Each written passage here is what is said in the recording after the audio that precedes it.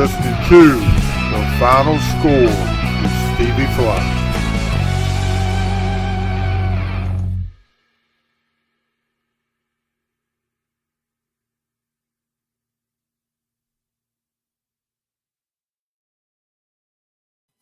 What's up, guys? It's Tuesday night.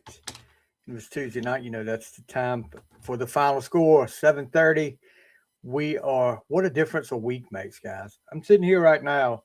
Last week, freezing outside. Snow we got almost a foot of snow. Today, we get near 70 degrees, and I love it. I'm so happy. I'm ready for the warmer weather. Don't make it 100. Just keep it right here in the 70s for us, and I'll be fine. But a big week in sports. The NFL season has come to an end. Super Bowl 60 was this past Sunday night. And no surprise there to us about the outcome of the game. We picked that almost, I think I said 34-17. So we were a little off, but not far off. You had the best rivalry in, I won't say sports, but I'll say college basketball. That took place this past Saturday night. Duke and Carolina hooked up at the Dean Dome this past Saturday night with one of those memorable moments in Duke Carolina history. There, we'll talk about that. There's some other things I want to get off my chest tonight too, and it's kind of some things that have been bothering me that I've seen people saying and doing that.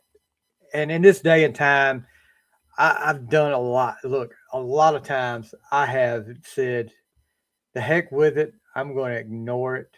I'm not going to say anything about it. I'm just going to bite my tongue." And it's nothing personal. It's more of I've been listening to it for a long time, and some things I've been seeing for a long time and that I don't agree with. And I felt like I needed to get it off my chest tonight. But anyway, first things first, let's open it up with the Carolina Duke game. This was, talking to a lot of people going into that game, it felt like this was Duke's game. Duke has a strong team. I mean, really, I'm not a Duke fan by any means, but Duke has a really strong team with the Boozer. And I mean, they seem to always have those 1 year guys that stay. You stay there for 1 year. God, do you remember? This is what's wrong for me. This is one of the things I think is wrong, and I'm going to get on the soapbox a lot tonight. This is one of the things I think is wrong with college sports. It used to be when I was a kid, back in the mid 80s, early 80s, there was a book I would get every year at the start of basketball season, the ACC Basketball Handbook. And I still have a lot of them sitting out here right now. And I would study that thing. I would keep stats in that thing. So I'm like, listen to the games on the radio and keep the stats on that thing. But I knew every player on on those teams. When I watched games whether it was, you didn't get the coverage because I didn't get ESPN back then. We didn't have cable. I got maybe 3 games a week. One weeknight game, and then a Saturday game and a Sunday game. And I knew who the players were on that team, on each team, because I studied the handbook. Now you don't know hardly any of them anymore because it's so much turnover. There 1 year, gone. There 1 year, gone. Transfer out. The reason I'm saying this is because you watch this game, and there was so many superstars out there that and it not just Duke. Caleb Wilson for Carolina will probably just be there 1 year. I mean, I can't imagine he's going to come back to Carolina for a second year. Especially the way he's playing. He'll probably go to the pros. The game was Duke's to lose.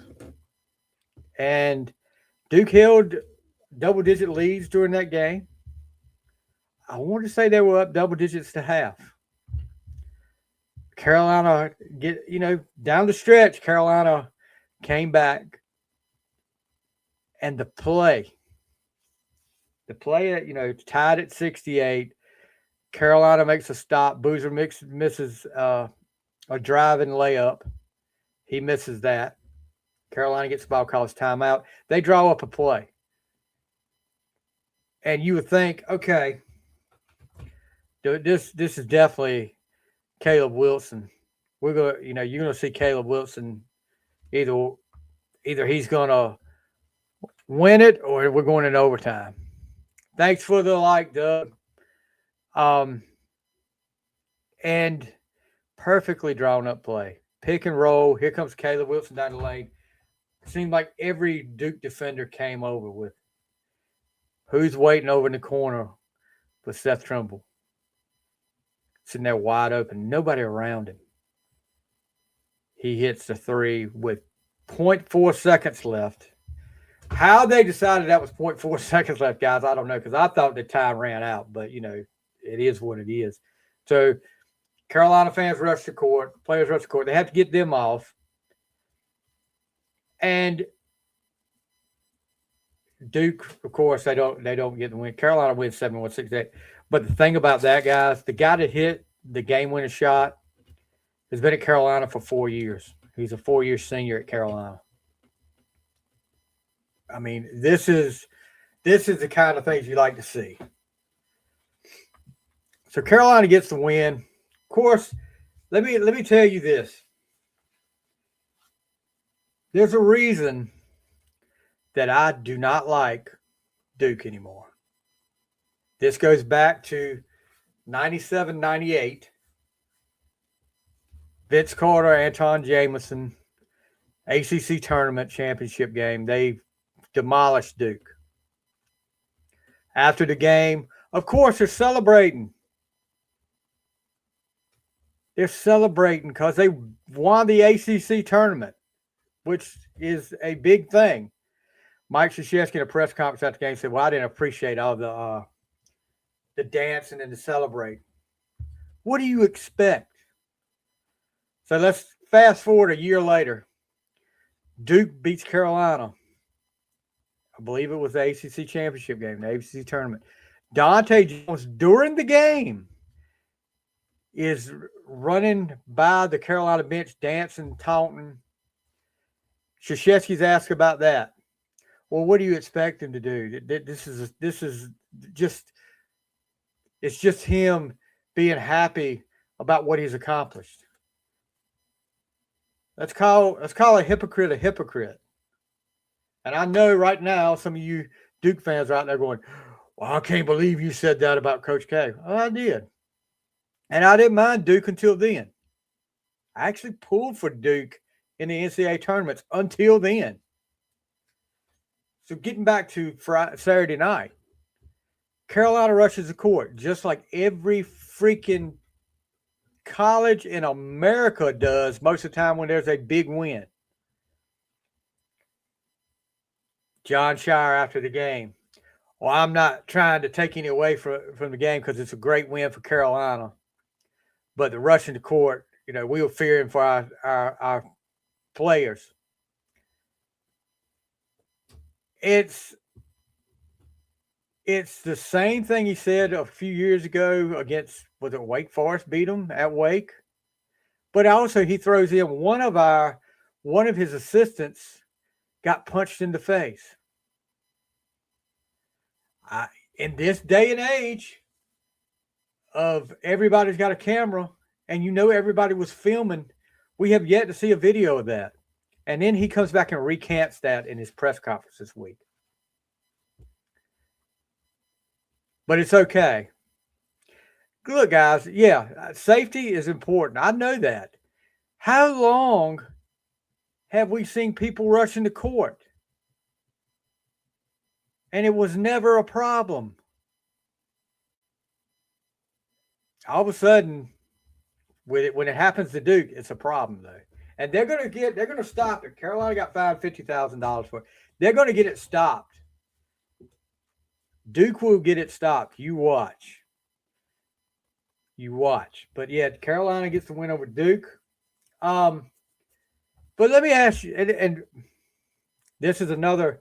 This is going to get to another subject that I just saw this morning, but it just boiled over when I saw it this morning. The rush into court. It's glorified in the media. How many times do you see ESPN highlights or any media highlight when a big win like that? So they make sure they show people rushing to court. So guess what? The people that are seeing that on ESPN, they're like, oh gosh, let's rush to court so we can maybe get on TV. Let's rush to court like these other teams do. I mean, you're glorifying it, but then you want to. They spent almost as much time talking about the Carolina Duke game, talking about what happened in the game, as they did talking about Shire, talking about them rushing to court.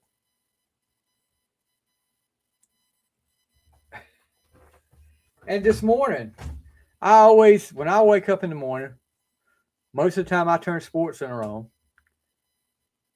And the first thing I see, the leadoff story. I don't watch NBA basketball anymore. But the highlights, of course, this time of year especially, the highlights are there on ESPN. Charlotte Hornets have a 9-game winning streak. They're playing the Detroit Pistons, one of the best teams in the league right now. And it isn't the first thing that comes out of the highlights of that game is not a great play they made or the fact that Detroit snapped their 9-game winning streak. It's a fight.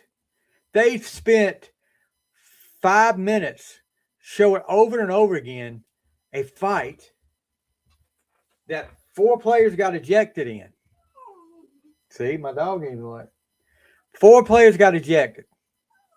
It isn't about anybody who had the most points or anything, their stats, or talking about what a great play this guy made. They show the fight over and over and over again. It's glorified. The media glorifies this stuff so much. Of course, I mean, when you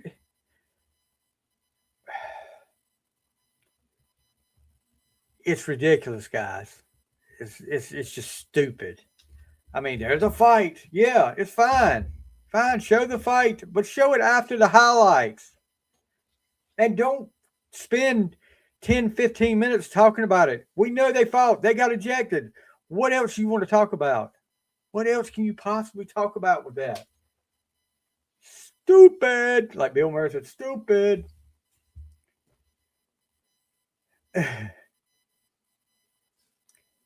I'll save my last rant for after this, after we talk about Super Bowl. So Super Bowl 60, Patriots, Seahawks.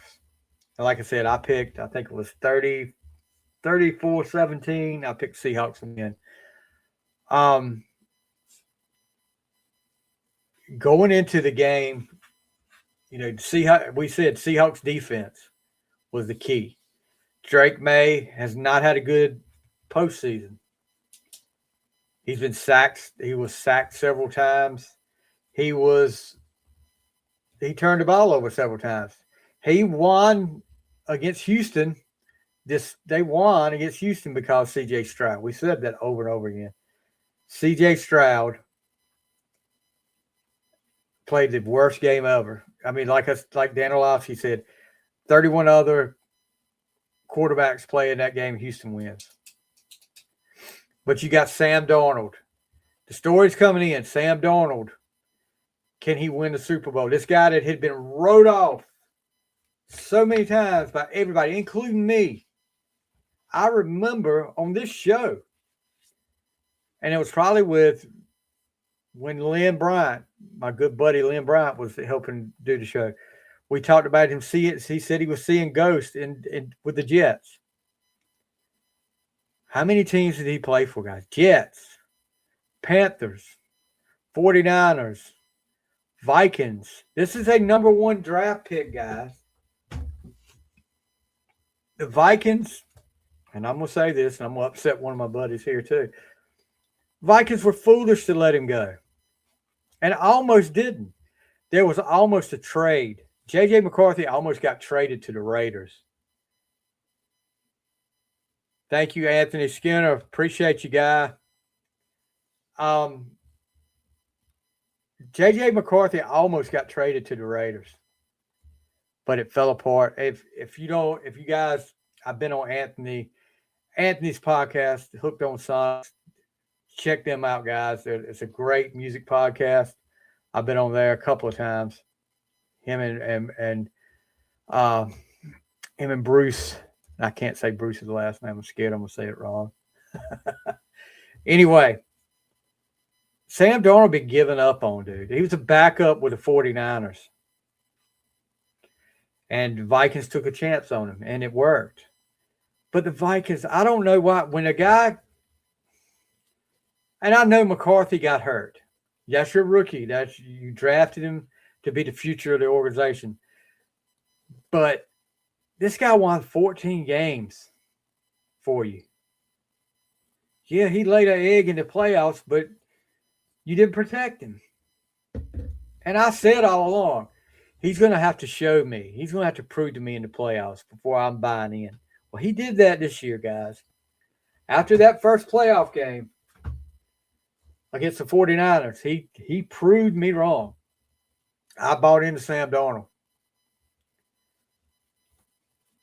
So that's, you got the Patriots, Mike Vrabel, the big turnaround, and great coach of Mike Vrabel. I love Mike Vrabel as a coach. He did a great job this year turning that around. And everybody going into, including me, this is one thing I said. I don't think they got a chance. But, and everybody said their schedule was so easy.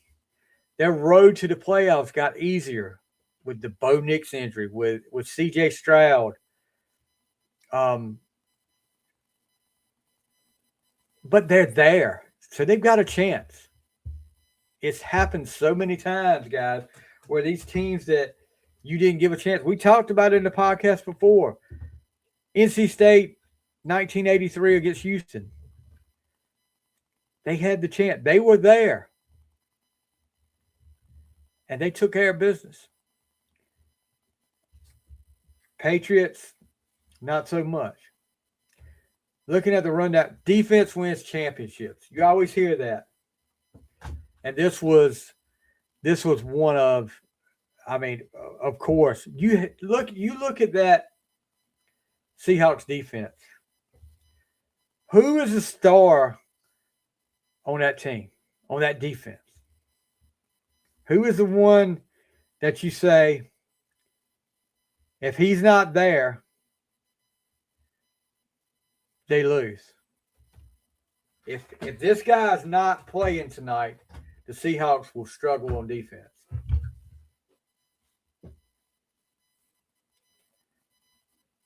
There's none. It's by committee, guys. These guys, nobody has over 10 sacks on that team. But there's a bunch of them with 5, 6, 7. There's a bunch of them.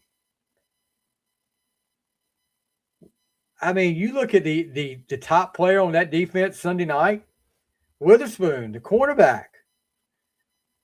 He was in Drake May's face several times and forced the pick 6. He was the one that hit him on the arm that he got the pick 6. 3 turnovers. They forced 3 turnovers, 6 sacks. And of course, the pick 6, that was pretty much the final nail in the coffin. I'll be honest with you. When Darnold threw the touchdown to his tight end and it was 19-0, I called ball game. 12-0 was one thing. That defense held the Patriots scoreless through 3 quarters. Patriots didn't score to the 4th quarter. Patriots had 52 total yards of offense at halftime. The last time a team got held scoreless for 3 quarters in the Super Bowl, it's 1974, Steelers versus Vikings. It really, if you look at the blueprint, the Eagles last year, who on that defense do you feel like if they're not there, the Eagles are going to struggle? They had guys in that front four, same as the Seahawks. Seahawks front four was pressuring Drake May all night. And then when you would throw a blitz in with Witherspoon or somebody else, it would really get to him. But yeah, I mean, this is the blueprint now, guys. You don't have to have necessarily one superstar on your defense. You have a bunch of players that fit. Look at the defensive line for the Seahawks, in and out. They've got veteran leadership. They've got rookies, but they were constantly putting people in and out, just like the Eagles did last year. That's going to be what you see on defense in the NFL for a while. You're going to see depth. You're going to see people coming in and out of the games, keeping them fresh. It's worked the last 2 years. I mean, this game, to me, guys, my hat's off to the Patriots defense, because they kept the Patriots in the game as long as they could. How many 3 and outs did the Patriots have in the first half? And your defense is out there on the field all that time. Let's look at time of possession. And I would like to see this before the fourth quarter.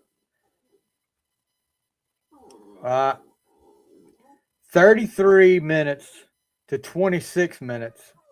Advantage Seattle. And I guarantee you, if you look at it, it was worse than that going into the fourth quarter. Punts.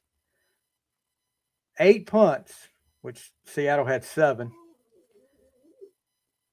Passing yards, 252, which a lot of that came in garbage time.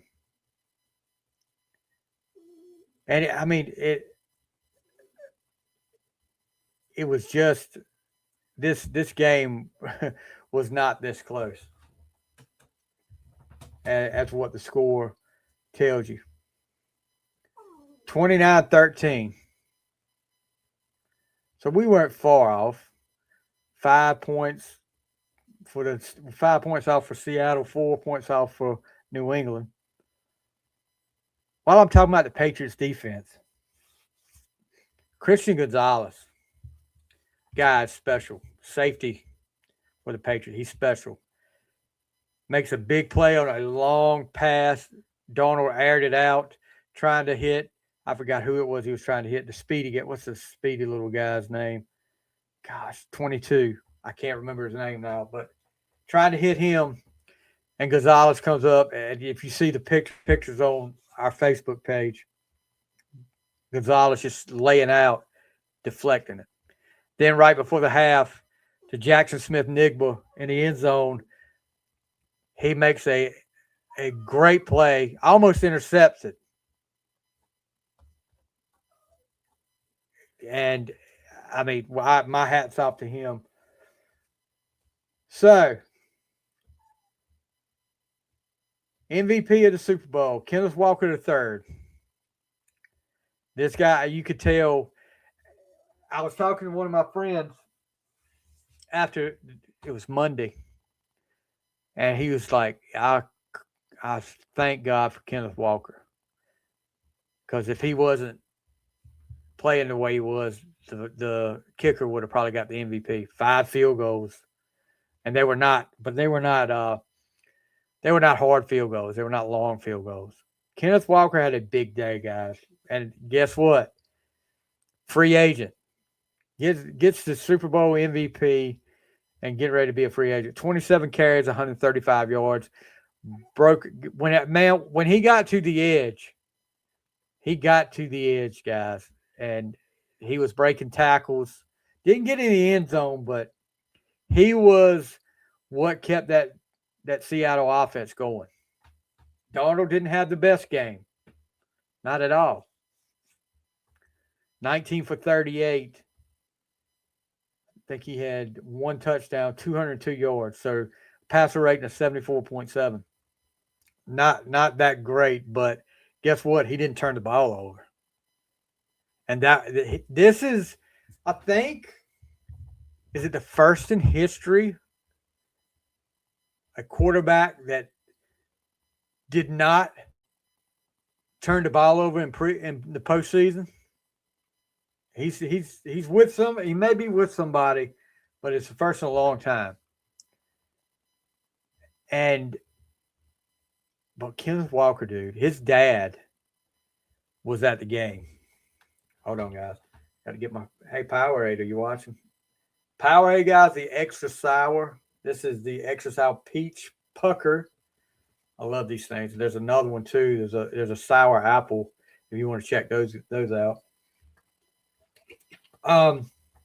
His dad was at the game. It's the first time since he's been in the NFL that his dad's been at the game. Because his dad said his dad didn't like the crowds. And he picked the right one to go to. His son gets Super Bowl MVP. Like I said, a lot of people are talking about, I'm looking at, I'm always watching mock drafts. I'm always watching free agency where people think players are going.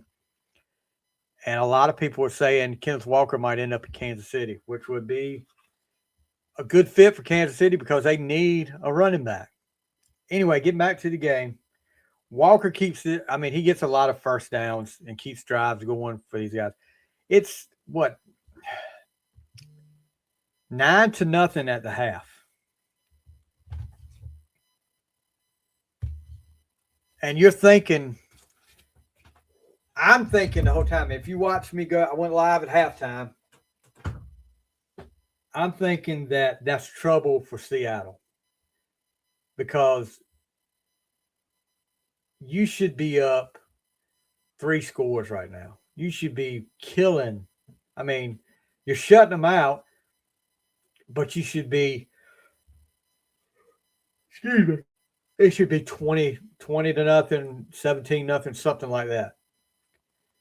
But the Patriots defense, man, they stepped up. Like I said, they kept them in the game as long as they could. 9-0 is a problem, and the Patriots getting the ball first the second half. Because I was like, one play, and we got it later on, but it was 17. It was already 19-0 when they got it. Mac Hollins with a deep 35-yard touchdown pass from Drake May. And see, if that had happened on that first possession of the second half, that's a new ball game. You got a 9-7 game. And people were criticizing Vrabel for not going for 2. Well, I mean, I don't know. At the point at that time, what would 19-8 have done? You're still 11 points down. You're 12 points down now.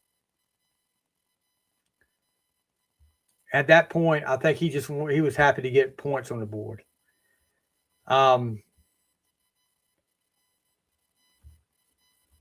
yeah, Kenneth Walker, he's the first running back to be a Super Bowl MVP since Terrell Davis did it way back in 1998. Doesn't that sound weird? It's almost 30 years ago, guys. Gosh, time flies when you get old.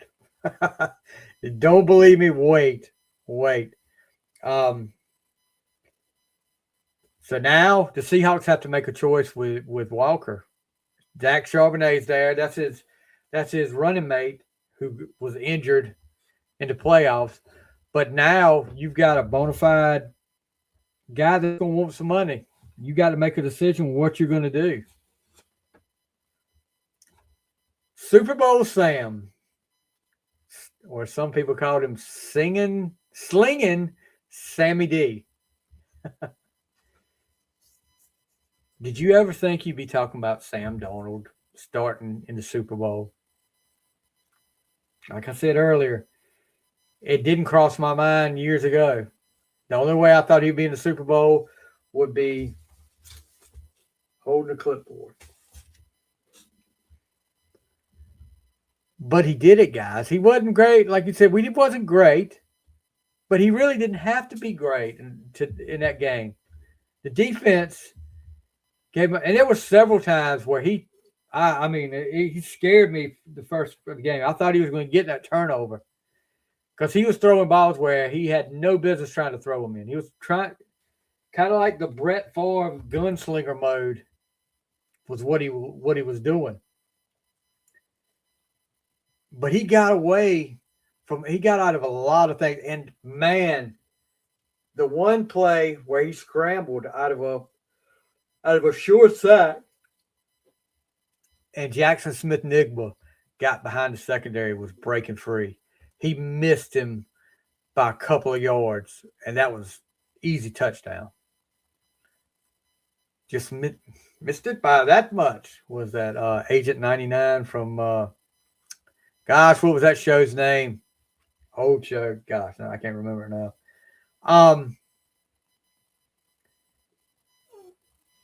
You can't take it away from him now. Sam Darnold is a Super Bowl champion quarterback. And he's got the Disney commercial to prove it. I mean, when did we decide? Well, I know one time they decided that the MVP was not going to go to Disney World. Go back to 2001. Ray Lewis. And we all know why. He won MVP, but we all know why Disneyland didn't want him to go to Disneyland. Dealing with some murder charges, or had dealt with some murder charges, got his way out of it. So they decided to take Trent Dilfer. So this year I'm looking at the Disney commercial. And I think they've done it a few years now. I think they've taken 2 now. So Kenneth Walker and Sam Darnold get to go do the commercial, which it's great. That commercial always is something I look forward to. But talking about Darnold, guys, listen to him after the game on NFL Network. Him and Jackson Smith-Njigba came up there after they did the presentation, and listen to talking about, I think one of the questions was, what kept you going, through all of this? You've been rode off so many times, and what kept you going to get to this spot? And you just know this is going to be like Kurt Warner's story. You just know Sam Darnold's story is going to be a movie, some kind of movie somewhere. It may not be a great acted movie, but it's going to be a movie. And he's going to have a biography coming out, He said the first people he said was his parents. And I think he mentioned his fiance too. But his parents, they never gave up on him. They never stopped believing in him. And he said, mistakes I made on the field and off the field, his parents never stopped believing in him. And he said, that's what's got me to this point. Ain't it the truth, though? When you're down and you feel like you've just can't get any worse, your mom and your dad, no matter what you've done, in most instances, your mom and your dad are going to be there to pick you up and say, hey, you're still the best. I know mine were. Mine are. My mom is. My dad was. My dad, biggest supporter of me through sports. My mom was too, but my dad was there, like on the sidelines, roaming up and down the sidelines, watching every play, making sure he could talk to me after every game I played about what I did on this play. What you did on this play. I saw that play where you did this. You shouldn't have done that on this play. And I was amazed at times because look, there was one night I got hurt. He always told me if I ever got hurt and I didn't come off the field, I was going to be hurting later on because he was going to whoop my tail when I got home.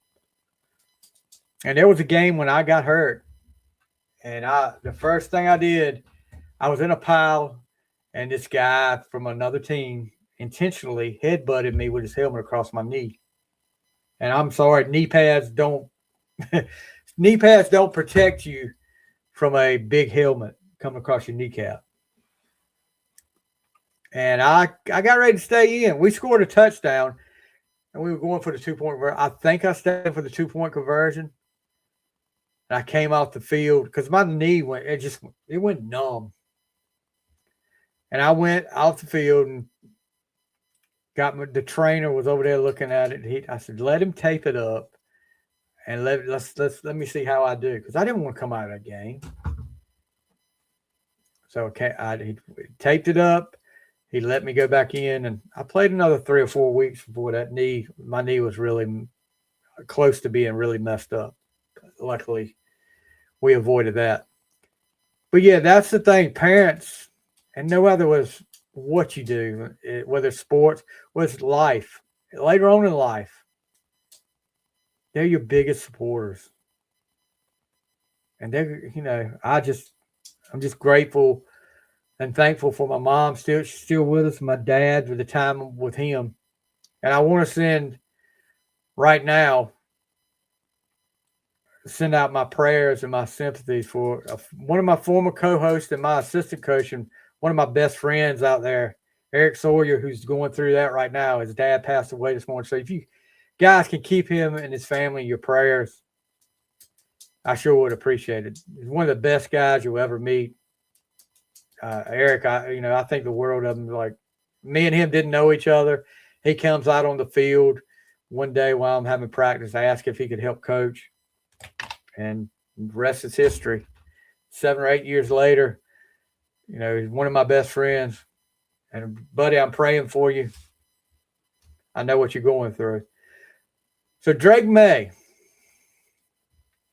and he comes out before the game.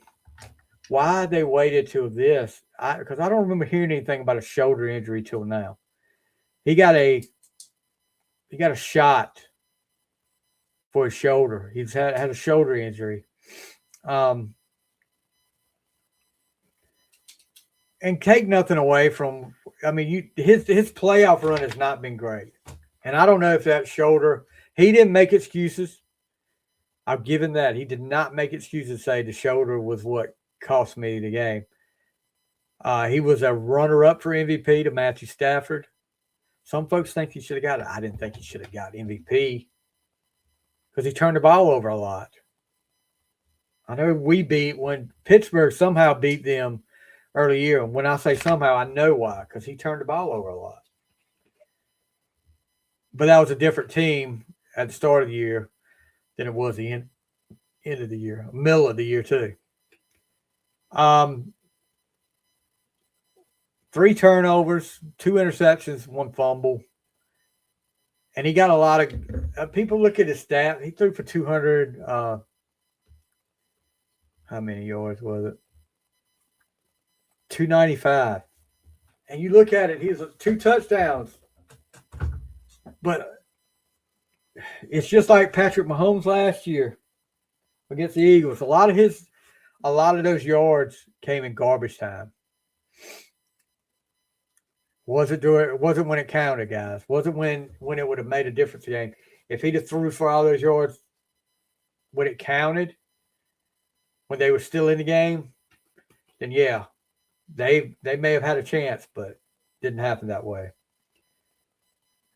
Rushing yards, 79 for New England, 141 for which a majority of that was Kenneth Walker. And some people were calling this one of the worst Super Bowls they've ever seen. I want to disagree with that. We'll get to that in a few minutes. May just didn't look the same as he did at the end of the season in the playoffs. And one of the things I wonder, and I said this, the pressure of the postseason. The first time you've been in there, how you handle that pressure? We talked about Roethlisberger. We talked about Roethlisberger last week, how he handled that pressure. And it was not good. He didn't handle it well that year. Not that first game or the second game, to be honest with you. But it's like May got by those first 3 games with his defense. And that's pretty much what Roethlisberger did with that game against the Jets where he won in his first year. Will we see him back? I mean, do I feel like he'll be back? You don't ever know, guys. I mean, look, the first Marino goes to the Super Bowl his second year in the league. And you're like, oh, God, he'll be back. Don't worry, he'll be back. When they lost to the 49ers, he'll be back. Never made it back, guys. I don't know. But you got a good coach with Vrabel. People are just criticizing Vrabel for this and that and the other. Criticizing him for punting on 4th and 1 from the 41 when it was 12-0 midway through the fourth quarter. And maybe he should have gone for it. I don't know. This guy's coaching in his first Super Bowl too. Mike Macdonald. The guy, you don't hear his name a lot. But man, what a job he's done with Seattle. 2 years, and he's got them Super Bowl champions. He's got that defense. The dark side. Here's my question for you. Better Seattle defense, Legion of Boom or the dark side? Tough one to answer there. And I think right now the Legion of Boom gets a nod because of, but we have yet to see as many years under the dark side as we have the Legion of Boom. So I would put an asterisk right next to it right now, just to see, it's just so we can see what this dark side is going to be like if they can keep that dark side defense intact. I mean, they were fun to watch, guys. They are really fun to watch. But can they keep them together? That's the thing. Patriots offensive line. Struggle, guys. 6 sacks. And sometimes it was just bull rush. One name they keep mentioning, Will Campbell, the rookie. Made a late season return from a knee injury. Gave up 3 sacks and 11 pressures in the 3 playoff games until the Super Bowl. It didn't get any better in the Super Bowl. 14 pressures, and that's the most by any player in a game this season. A lot of people talking about he doesn't need to be playing tackle. He's got short arms, and you can't extend. He needs to be a guard or a center. And as also now they're talking about he had an injury, which he did not blame that.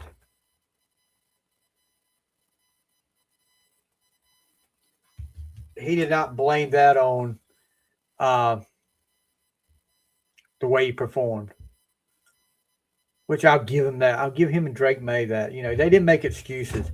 And maybe you'll see New England back in the Super Bowl next year. Maybe this is a learning experience, guys. I don't know. The pieces are in place. You may need to add a few things, but the pieces are in place for them. They're a young team. They've got some stars. but it just depends on how they work. So now you're looking at, of course, as soon as the Super Bowl's over, who's the favorites to win the Super Bowl next year? Two teams tied. Seahawks and the Rams tied, which I said the NFC Championship game was going to be the Super Bowl winner. And I mean, I think the Rams could have beat the Patriots as well. So the Seahawks and the Rams, followed by the Bills, Packers. Here we go with the Ravens. Okay. I understand you got Lamar there. You didn't even make the playoffs. You didn't win your division. There is nothing making me think the Ravens are going to win the Super Bowl next year. You got a new coach. If you bet on the Ravens, it should have been a long shot. I'm sorry. Even though I despise the Ravens. Chiefs. Wow. The Patriots are way down the list here. I'm looking. Lions are up there. Chargers. 49ers. Texans. Texans, let me tell you, C.J. Stroud better come up with a big turnaround. And I ain't just talking about it in the regular season. If they make the playoffs next year, he needs – how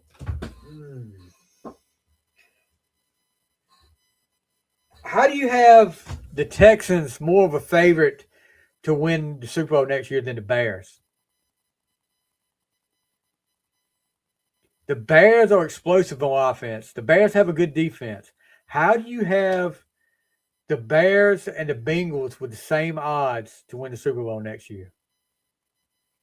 Bengals have no defense. Bears. Oh my gosh. I did hear a Bears fan say they could have beat the Patriots. Probably so. The way the Patriots played in the playoffs, they probably could have beat them. Who else is down here that I don't understand?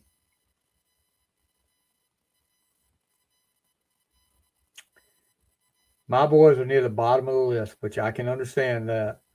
When you don't win a playoff game for so many years, you got a new coach. But that doesn't. The Ravens, just because you got Lamar Jackson on your team, that means you're gonna automatically be in the playoffs. Guess what? It didn't happen. Dumbasses. Excuse my language. So okay. We're going to get to the halftime show. Let me just say this about the halftime show, guys. I did not watch Bad Bunny. I didn't watch him because I don't like Bad Bunny's music. I don't like that kind of music.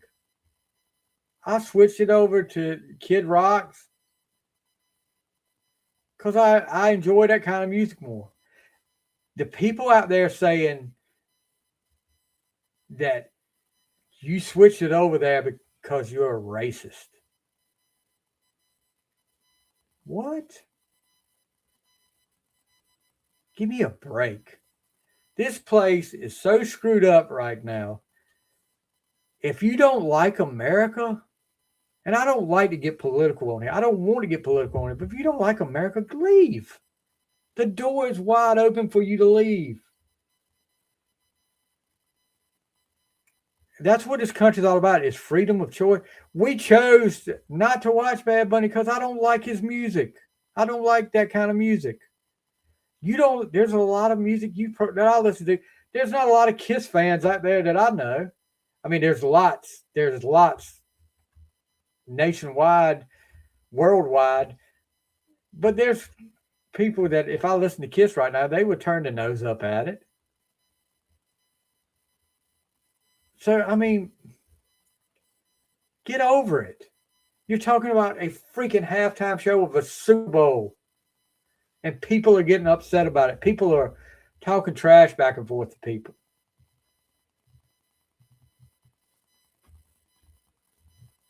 I chose to not watch it.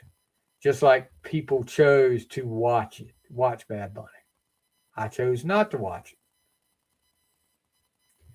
And to the people out there making posts about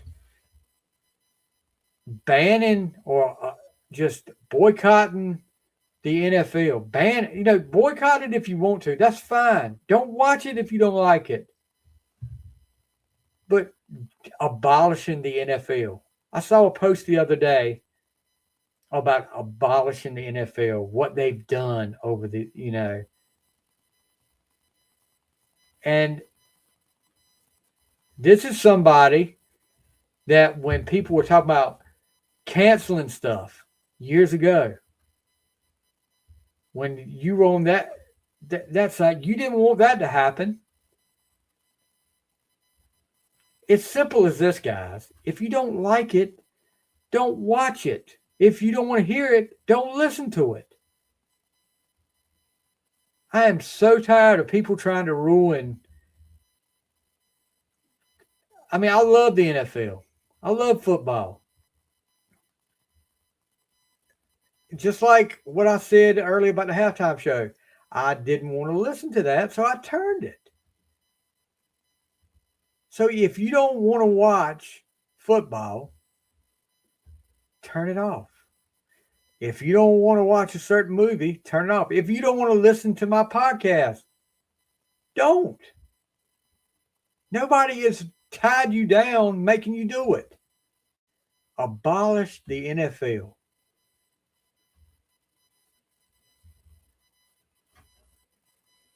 Crazy.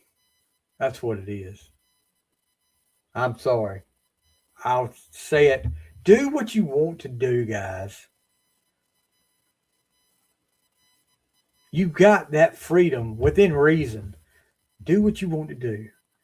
You can make that post just like I saw it. I didn't respond to it. But that's I don't have to agree with it either. And I'm not going to agree with that. And guess what? I don't hate that person because they put it up there. It's just a difference of opinion. I don't agree with what they said. But I'm not going to hate them, and I'm not going to go protest them. That's what's wrong, guys. I'm sorry to be, I'm on the soapbox tonight. I'm sorry to be like that, but that's what's wrong with this place. If you don't get what you want, or if there's something out there you don't like, instead of just ignoring it, you got to go try to get rid of it. No matter what, if people, and I'm not talking about illegal things, guys. I'm talking about something as simple as a football game and you want to get rid of it. Or a movie and you want to get rid of it. Or music that you listen to, you want to get rid of it. Do I like rap music? No. I don't care for it. There's the 80s stuff, yeah, I do. But do I want to get rid of it? No, because obviously a lot of people enjoy it. Let them listen to it. Take it away? Crazy. It's just crazy. Okay, earlier, we're going to get off that and we're going to finish up right here. Earlier, we talked about people talking about this was one of the worst Super Bowls they'd ever seen. No. I don't, and maybe these were younger people that hadn't been around as long as I have, because I remember watching, was it 14? Super Bowl 14. Yeah, it's probably 14. Yeah. That was the first one I remember watching. I'll go back to the Bears versus the Patriots. 46-10. Bears demolished the Patriots. That was never a game, guys. Never a game. I remember just the big thing there was, why didn't they let Walter Payton score a touchdown? Because they could have let him score anytime they wanted to. 49ers, I think 1989, 49ers versus Broncos, 55-10. Awful game. If you're a 49ers fan, not so bad, but awful game. It was just domination by Joe Montana. I mean, he would just throw it. He'd throw the ball up. Jerry Rice would catch it. Touchdown. Jared Goff versus Tom Brady. Patriots win 13-3. That was awful. That was a bad Super Bowl. Probably the worst one of this era. Trying to think of some other ones. I won't say the Redskins over the Broncos because my parents were Redskins fans and they enjoyed that. And like I said, 49ers and Bears fans probably enjoyed their Super Bowl. The Cowboys and the Bills, the first one, the 52-10.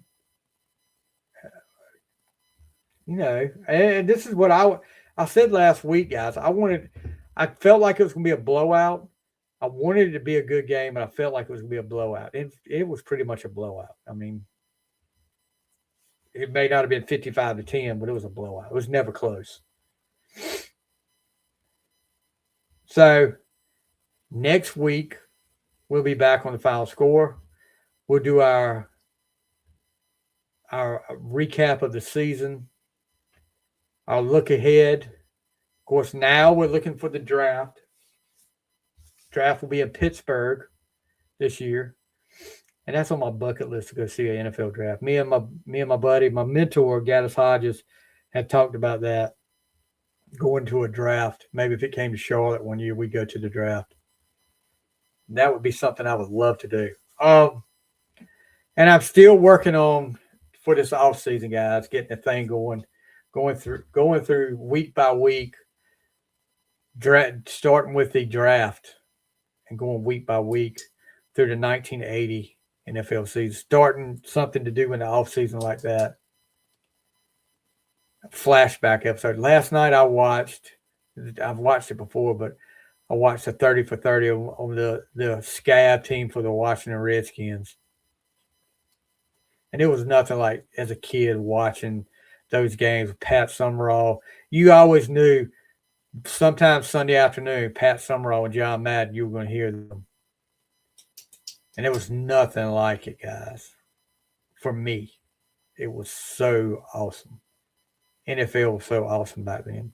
And it still, to a point, is for me now. I'm more of an NFL fan than a college fan, but it's like I said, guys. That would be like if I don't watch the NBA. I don't care for the NBA right now. That's like if this person would, I would say to this person, he was the NBA fan, I would say, we need to abolish the NBA. I don't like it. How would they feel? No, you can't do that. Oh, well. I'm going to leave you with that, guys. So, Valentine's Day this weekend. Guys, make sure you get your better half something nice for Valentine's Day.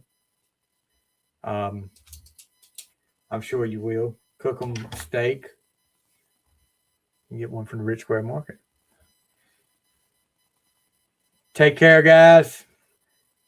Be back next week. Look for On the Fly. We've had, with this weather and some crazy stuff at work, I have not been able to put together some On the Fly episodes like I can, the final score. So we're working on that. So I will have some guests coming up in the upcoming weeks, guest hosts on the show. So we'll be looking for that. You guys have a great week. Stay warm. Because it's going to be warm, guys, for a little while, for a couple of days, and then it's going to go back. It's going to be back and forth. I think the worst is over, though. Keep my fingers crossed. You guys have a great week. We'll see you next week on the final score.